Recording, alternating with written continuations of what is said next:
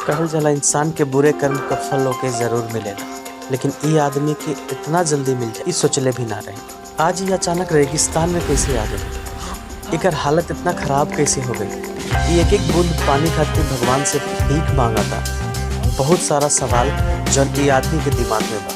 ई आदमी के ऐसन हालत एके मिलल श्राप की वजह से, और ये आदमी के श्राप काहे मिलल आप खुदे देखी।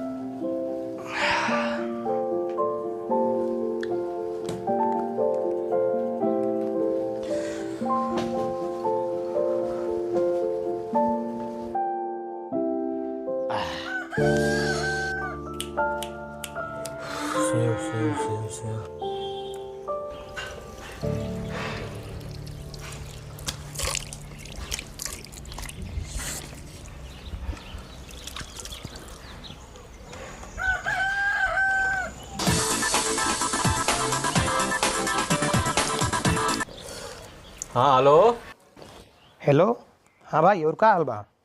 ठीक बा बाबा, बस ये बरस करत आनी अपने। बस हम छुट्टी बाटी, चल कहीं घूमे चल जा। घूमे?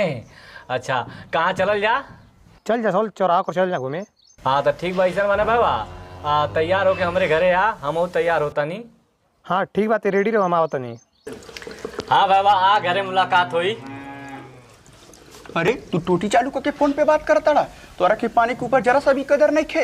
अरे यार का करी पानी के कदर, धरती पे खुदे 75% पानी बा, और धरती से पानी निकला था, हम फिर धरती में वापस डाला थी। वेस्ट कहाँ होता। का बताएं तोरा के, धरती पे जितना पानी बा ना सब पिए लायक नहीं खे। बाकी के तू खुद समझदार बाटा, तोरा के का समझाई हम। अरे यार सुबह सुबह कुछ भी बकवास।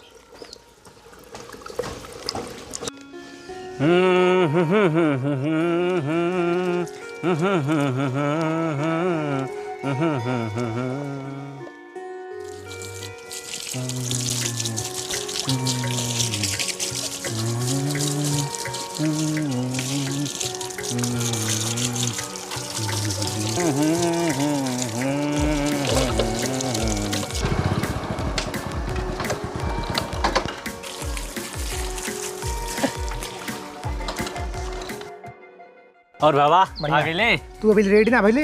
अरे यार हमें रेडी होत के ना समय लगे, बस अभी हम रेडी होते ते बैठ, हम पानी उनी लेके आवत। ना रहे थे, हम खाना खा के आइल, बट हमके प्यास ना लगल भाभी। अरे यार इतना तेज धूप बा, प्यास लगले होई ते बैठ, अभी हम पानी लेके आवत आनी। अरे सुना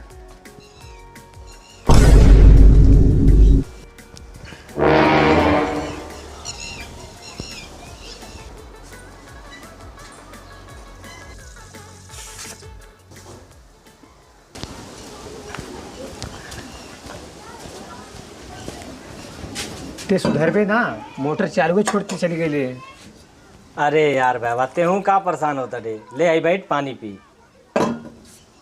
कितना पानी ते बर्बाद करे ले, इतना पानी में तो पूरे गांव के प्यास बुझ जाए। हमन के पानी की पूजल जाला, देवी माना जाला, थोड़ा तक कदर कर ले। ले आई बाबा ते पानी पी। माने के यहाँ हर चीज के देवी देवता माना जाला, पेड़ पौधा पाथर जानवर। हाँ लेकिन बाबा एक बात जान ले, जौन दिन गंगा माया के हमके खुद मना कर दी है, वही दिन से पानी बर्बाद कर बंद कर दे। और चाहिए? नहीं ना चाहिए।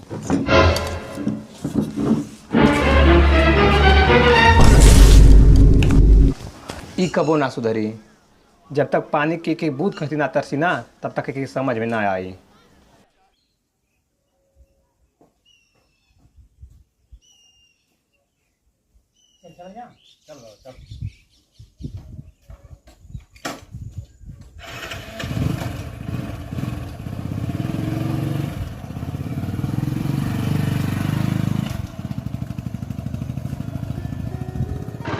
भैया रे गौवा एकदम बदलल बदलल लगाता।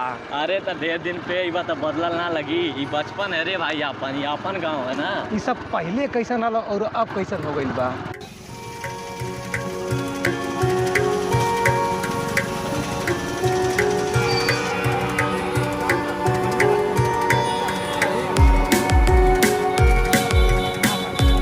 यार भाई तोरा साथे घूम के तो मजा ही आ गई यार हमको के खूब मजा आए।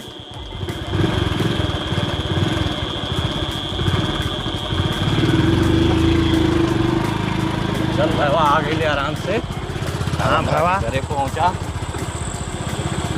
बस बस चल ठीक बा बाबा, पहुंच गए। ठीक बाबा, अपन ख्याल रखिए। ठीक बा भाई, आराम से जाए। ठीक बा, ठीक बा। घरे पहुंच के फोन करे। ठीक है बाबा।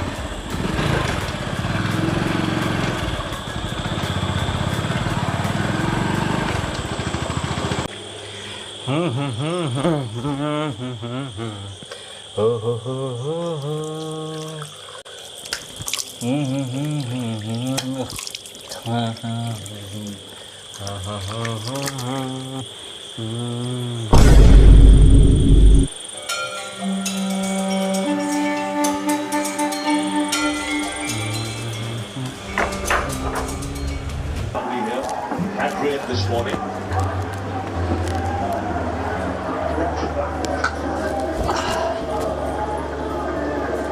In an excellent over from Hazelwood.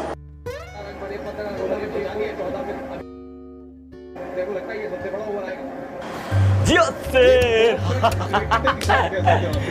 बल्ले से खेला गया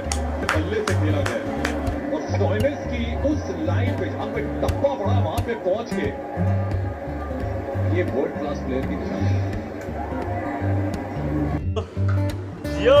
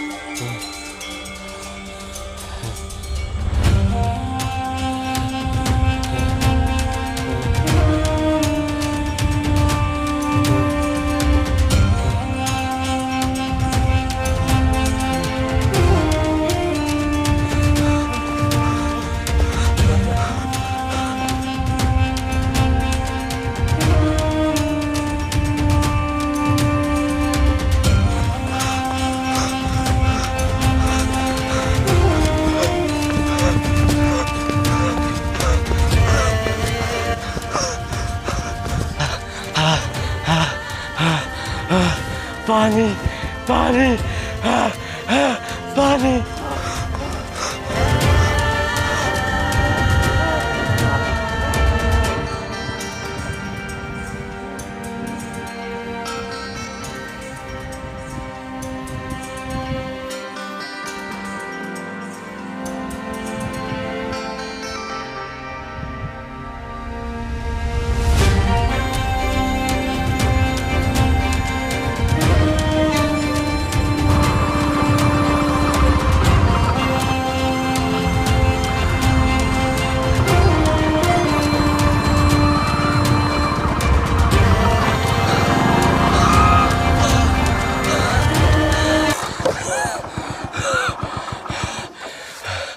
भैया ये कौन जगह है भैया, ये कौन जगह है? अरे बाबू तू यहाँ कैसे?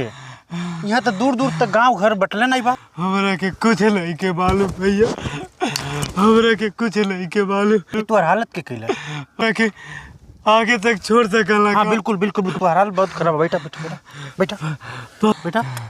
पानी पानी पानी पानी। हाँ हाँ बाबू पानी।